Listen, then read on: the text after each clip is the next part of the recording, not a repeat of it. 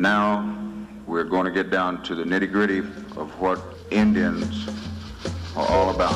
I still say we Indian people are believers in the truth. This is the way of life that was given to your people. You're born an Indian, you're going to die an Indian. Indianness is a good life. You're facing an Indian this afternoon. Good afternoon out there, everyone, and welcome to your number one source for Native American television news, Native News Today. I'm your host, Jason Salzman, joining you from right here in the Muskogee Media Studios as we get ready for another great show. We've got lots of things to talk about, lots of interesting things going on as we get deeper and deeper into fall. Of course, October is Breast Cancer Awareness Month. It is Domestic Violence Awareness Month. So many events and things to cover here at the Muskogee Creek Nation. We'll get to those after a while. Also got some features for you today. Not only did we make the rounds around and get some of our stories, but we will also have an in-studio guest with us. As I said just a minute ago, it is Domestic Violence Awareness Month. Having said that, having into the studio was an easy choice this week, Miss Shawn Partridge. She is the manager of our Family Violence Prevention Program here at Muskogee Creek Nation. She does a wonderful job, and she will be with us after we go to this first break. Don't go anywhere. You're watching Native News Today. We believe if you teach a man to fish, you can feed him for a lifetime. We believe that transitioning convicted citizens back into our communities enhances public safety. We believe that every citizen, even ex-prisoners, are important and are capable of change. We believe in reclaiming our citizens and investing them back into a culture that embraces healing and restoration. We believe in reintegration.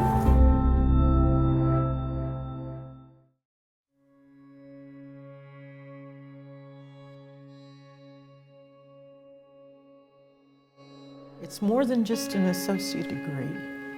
It's a life-changing experience.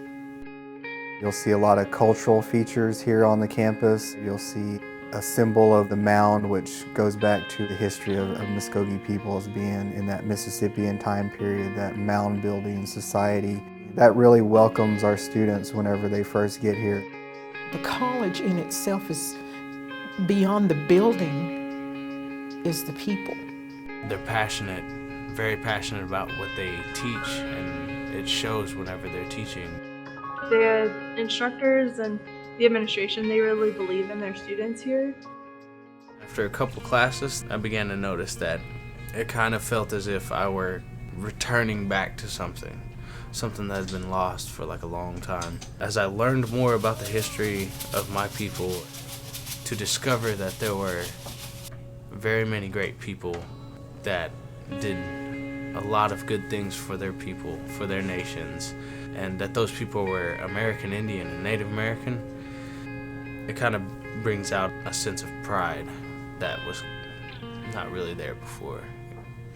There is a future for our people.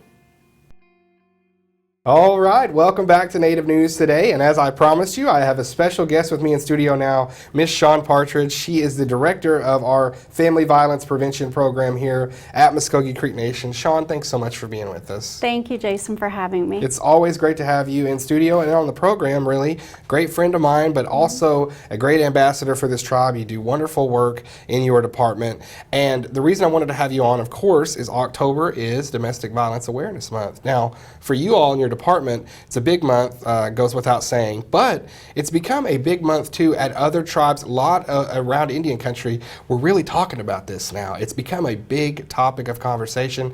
That's got to please you just at the fact that we're actually putting this at the forefront now. Absolutely. Certainly, October for Domestic Violence Awareness Month is gaining a lot of attention. Of course, it's Breast Cancer Awareness Month as well, but certainly all the work that tribes are doing across Oklahoma and across the nation is bringing special attention to this issue that's plaguing so many of our communities. Yeah, and I know that for you, you've been in this for a long time.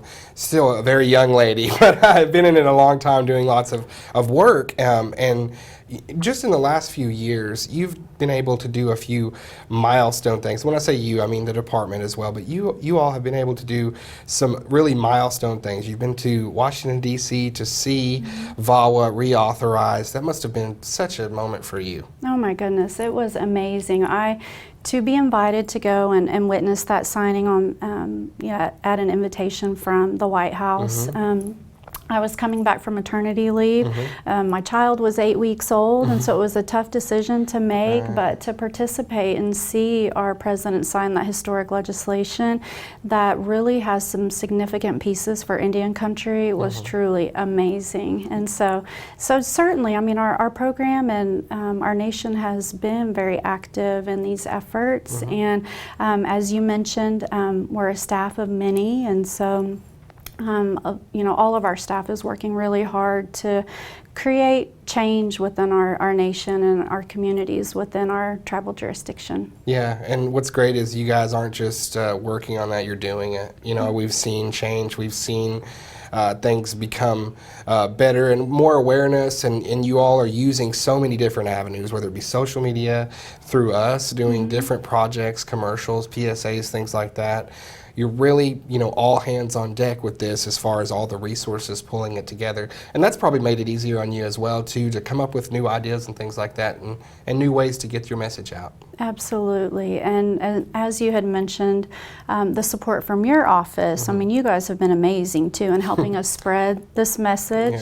Certainly, whether it's this show, the radio show, your Facebook pages, the stories that your staff are writing about the work that's being done. And so for us to utilize those different resources and outlets, of course, is tremendous with the move towards technology and Facebook and keeping people updated and aware of services and events and activities that we have going on has been very helpful. Yeah, and another thing I wanted to discuss with you is this past weekend, one of our Indian country nationwide, one of our champions really for the cause we're talking about is one of our very own, a Muskogee Creek citizen, Sarah Deer. You were able to actually be an invited guest of Miss Sarah Deer as she received induction into the Muskogee Creek Nation Hall of Fame this past weekend. That must have been a really neat moment for you to be there with Sarah for that moment. Absolutely. She's so deserving of that recognition and always has been a tremendous support of our program and our staff. Not only a friend, but a mentor to me. With that sort of career and just the contributions that she has made, and then to make herself so available and to be so supportive of our program and the work that we're doing here at home is just tremendous. Yeah, and we've followed her career a little bit along with you, of course, and seen some of the things, and she's actually got a book out now too. So I mean, even delving into that, and was recently awarded a fellowship, and doing incredible things, making us so proud. But at the end of the day, much like you, Sarah is always going to be, I'm just a piece of the puzzle, and that is this movement to see the statistics that we've seen that are bad and start to just chip away at those numbers, and I think we're doing that. I always ask you about numbers, and I don't need you to throw out specifics, but I think we're improving. I mean, you guys have probably seen that just in the numbers itself, really, too. Absolutely, and having just finished our quarterly report, during this last quarter we provided services to 74 survivors of domestic and or sexual violence. Certainly the numbers are increasing. In 2009 we served only 59 victims, and then as of last year had served 239. Wow. And while we might think that's a bad thing, it's really not. That's a good sign, because all the work that we've done in terms of promoting our program, expanding services, placing advocates out within our jurisdiction at Eufaula and then also in Wetumpka. It goes to show that people know where they can call to get help and where to go. And so just the increase in numbers can be alarming for people, but it really is a good thing, because just because people weren't coming and in 2009 we only served 59 victims, it didn't mean that domestic and sexual violence wasn't occurring it was at that time. Exactly. It meant that people didn't really know where Right. to go, to get services and support and resources. That's exactly the way I look at it. You guys are providing all these resources. The hardest thing for victims to do is taking that first step. And when they see things from you all that make them a little more comfortable about it, it makes it easier. They come and get, those resources and are able to make a difference in their life. Sean, please stay with me. Let's go to a break real quick. You come back for a Sure, segment? absolutely. All right, great. Let's take a quick break. We'll be right back with Sean Partridge here as we recognize Domestic Violence Awareness Month here on Native News Today and at the Muskogee Creek Nation. Looking for your next 18-hole adventure? Then take a look at Fountainhead Creek Golf Club. Nestled in the beautiful confines of Lake Eufaula State Park, large sloping greens and well-placed bunkers characterize the Muskogee Creek Nation's Floyd Farley designed course and offers a fine test of skill for any golfer. Stay up on all the latest gear and equipment with a visit to our pro shop. Have lunch at the Turn at the Clubhouse Grill. We're waiting to accommodate you at Fountainhead Creek. Give us a call at 918-689-3209 or visit fountainheadgolf.com to book your next round. Fountainhead Creek Golf Club, close to home, far from ordinary.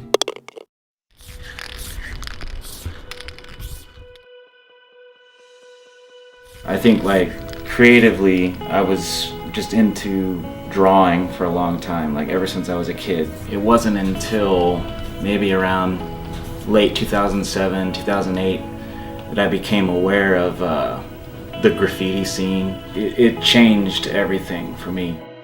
You don't even really understand in the beginning what kind of journey it's going to take you on, but I think that in order to become great at what you do, it really boils down to how you feel about yourself and how you feel about your own artistic creativity and your own expression.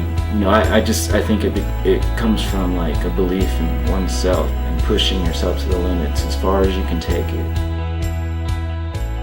And we're back here on Native News Today. As I said, Sean Partridge will be back with us here for one more segment before we let her get going. We know she's a busy lady, but Sean, talking about Domestic Violence Awareness Month here, October, and as she said, there's other things going on too, but it's a very busy month for you all. Talk about some of the things that you've been a part of as part of this month, and really some of the things that are ahead of us too. Sure. So every year for October Domestic Violence Awareness Month, we try to mix up the activities and the events that we do. In the past, we've had guest speakers, we've had panels that include survivors of domestic violence. And so this year, Mitzi and Tanya, two of our advocates, had come up with a great idea for us to utilize In Her Shoes, which is an interactive activity that allows participants to break up into groups.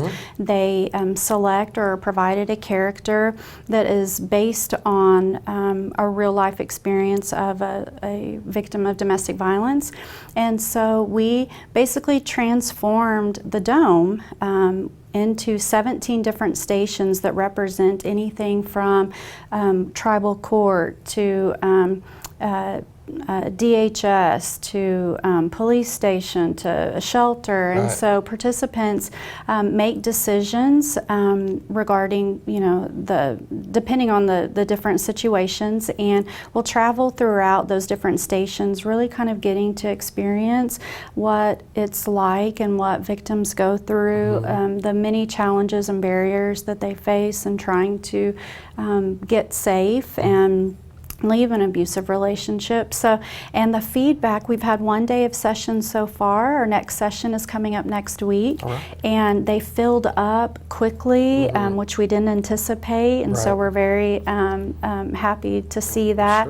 And the feedback has just been amazing. And Jessica McBride came and participated. We're really excited about that, and then wrote about her experience too. Yeah, first-hand account right there in the paper, and that's what we were kind of talking about. You and I alluding to is the fact that more and more of our citizens are seeing stories on this. They're seeing PSAs. They're seeing this interview now, and they're seeing that it's not as bad as it seems to reach out for some help. And there are things, and it's more comfortable, and there are great advocates in your office that are willing and able and ready to assist in any way that they can. It's just such a wonderful thing. I'm glad that you talked about the workshop, because that's such a wonderful idea. Not only did Jessica from our paper get the chance to go over there, but I got a chance to go over there as well and do a story and feature on it. So we were going to show you that now, but Sean, I want to thank you so much for being here with us today. I want to thank you for all the wonderful work that you do, and all of your staff. Please pass along. They do a fantastic job day in and day out. Thank you very much, Jason. All right. Well, as I said, I went over to the Dome, the Family Violence Prevention Program, In Her Shoes. And sometimes we walk a mile in her shoes. This year we're actually in her shoes, the process. And definitely wanted to show you this piece here as we let Sean get going. And we'll be back after this segment here with the rest of the program.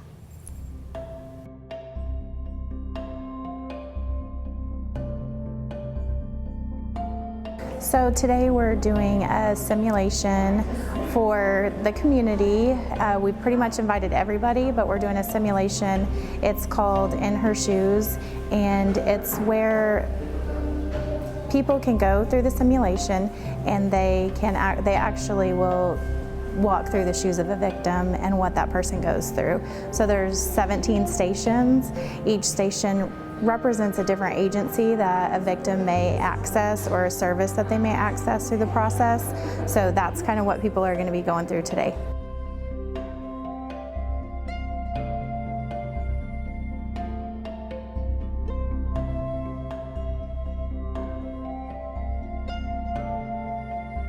What we tried to do was really have it mirror our tribal community, and so we took the curriculum and we tried to have the simulation reflect what this would look like here at Creek Nation or within our own boundaries. So that's why, you know, our stations reflect if a victim needed a protective order through tribal court, or they needed to go to our Department of Health for services, or even our behavioral health for services. So we really tried to have it reflect what we have going on here at the Nation for people that are seeking services.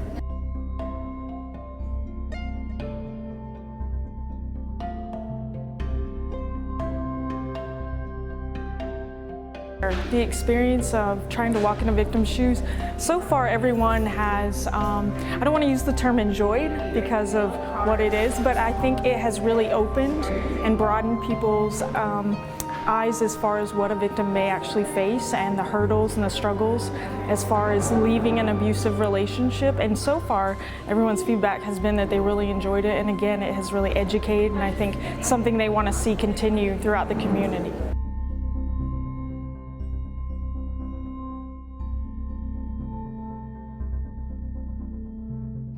We chose for our hoodies, it says #WhyIStayed, because we really want to put, that's, you know, kind of a myth that victims choose to stay. And people have a misconception that it's really a choice, and what we hope through this simulation is that they learn that that in fact is not the case, and that leaving is actually the most dangerous time for a victim.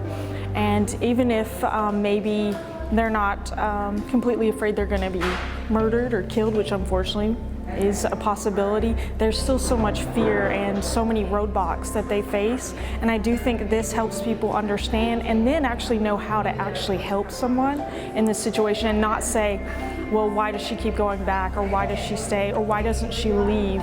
Because in educating people that that is the most dangerous time, I think we're more sensitive in how we work with our clients.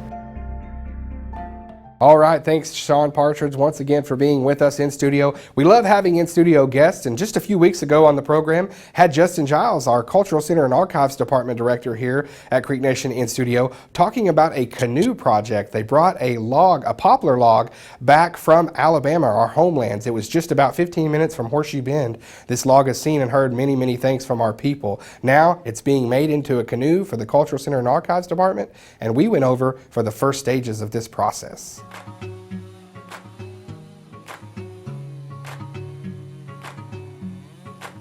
I'm out here to teach the Muskogee Creeks here in Okmulgee to build a dugout canoe.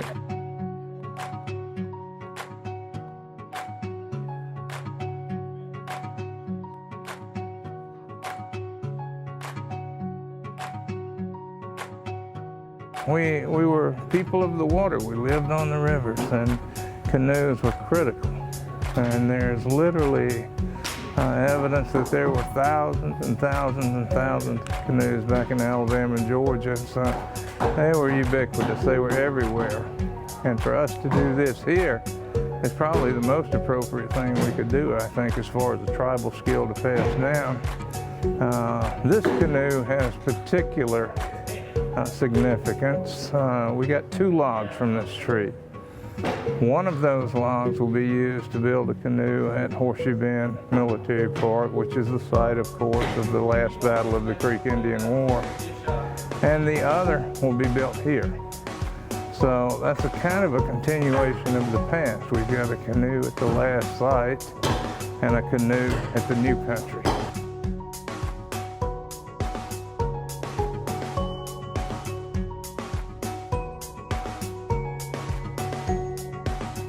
Right now we're just doing kind of what we call stock removal. We're removing wood. And we're removing wood. This is a green log, so we can't burn it. And we're using modern tools, chainsaws, axes, all kind of cutting tools to get this stock out. And then as we get the log dry, then we will start the burning process.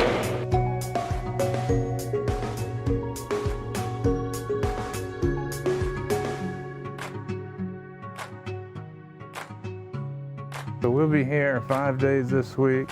Should have the bulk of the removal work done at the end of this week. Then we'll let it dry for about 3 or 4 months. And our plans, we're going to finish a canoe at Horseshoe Bend next March during the festival, which is kind of a commemoration of the battle.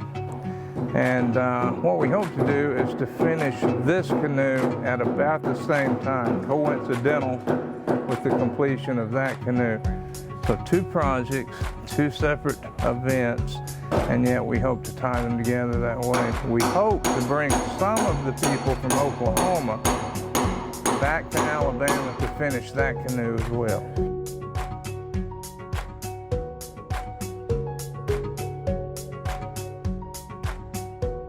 So today we're at the Muskogee Nation Dome here on the tribal complex here in Okmulgee.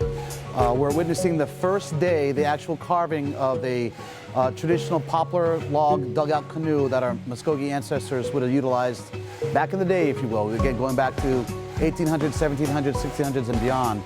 And what we're doing here essentially is now we've brought this canoe back, or this log back from the Horseshoe Bend, Alexander City, Alabama area.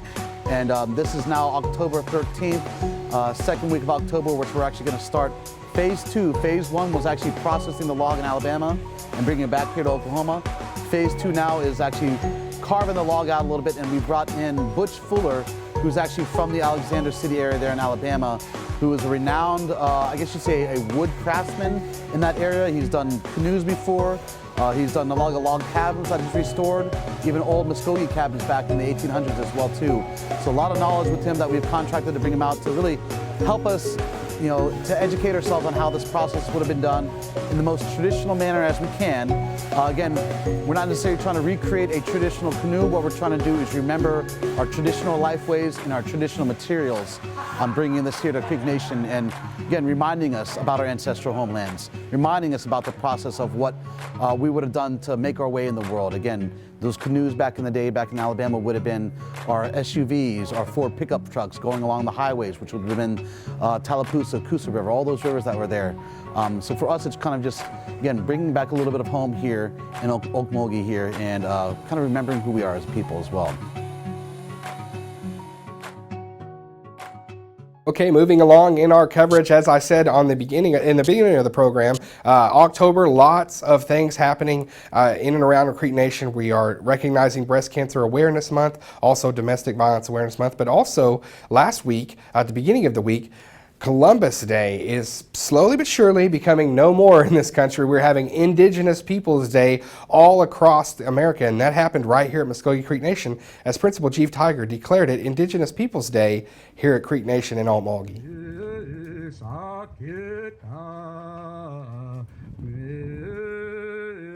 Be it resolved that I, George Tiger, Principal Chief of the Great Muskogee Creek Nation, do hereby proclaim this day, October 12, 2015, as Indigenous Peoples Day in commemoration of 500 years of survival and renewal of native cultures in the face of political and cultural repression.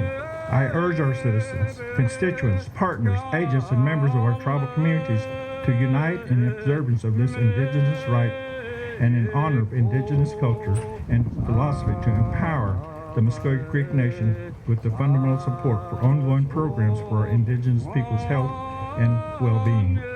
I have here to set my hand and seal on this day, October 2015, George Tiger, Principal Chief. Well, I think it's important that we bring spotlight to indigenous people, especially today. I know that I just signed off on a letter encouraging the elected officials of Oklahoma City that meet tomorrow to really think about changing to Indigenous Day with Oklahoma City. We have some other communities that's doing that, and we want to encourage all of our municipalities and cities within our jurisdiction if they would really consider following the lead of some of our smaller communities throughout Oklahoma.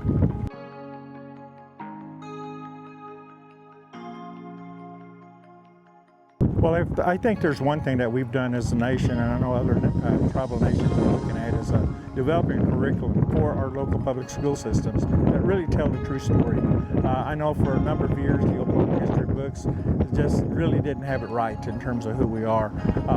Many assume that there's only 5 tribes because in the Oklahoma history book that's who they refer to the most. But we have 39 working, viable tribal governments that's making an impact on who we are as a state of Oklahoma. We have certainly overcome oppression as a Native people. We've overcome many things, and we're making a big impact on who we are, what we do as a state of Oklahoma, and as citizens of this great nation that we all live and share.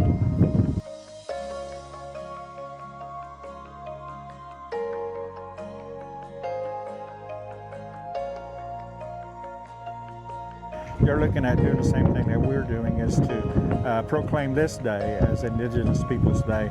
And I think I really see this taking a domino effect across Indian country, and I know that it's something that we would all like to see become a reality, regardless of who we're leading as tribal leaders.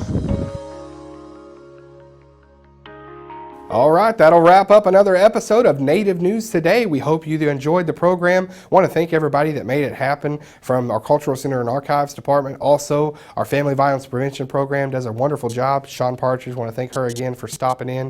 Principal Chief George Tiger proclaiming Indigenous Peoples Day here at Creek Nation. What a great thing there. And so we just really had a full show. Really enjoyed putting it together this week. Also, want to tell you folks out there, plenty of time to get out to Council Oak Park today for the Council Oak ceremony. We'll have more on that next week on the program, of course, but if you're in and around the Tulsa area right there in downtown, go by and see the Council Oak ceremony. It's really something that's very, very near and dear to so many Muskogee Creeks, and really it's a chance to really celebrate our heritage and the beginnings of Tulsa there with the city officials and all kinds of Creek Nation dignitaries as well. So go on out. It's happening all day out at Tulsa Community Center afterwards as well, so it's plenty of food, fun, and fellowship for the whole family. Check us out on YouTube on our online channel. If you can't get us here on KSBI or CW, we always love having you on there as well. Check us out on Facebook, Twitter, all of our social media sites. For Jared Moore, Devaney Luxinger, I'm Jason Salzman. Have a great week. We'll see you next time.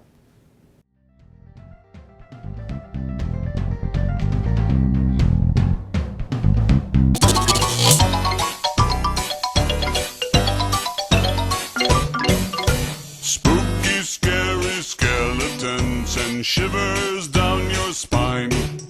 Shrieking skulls will shock your soul, seal your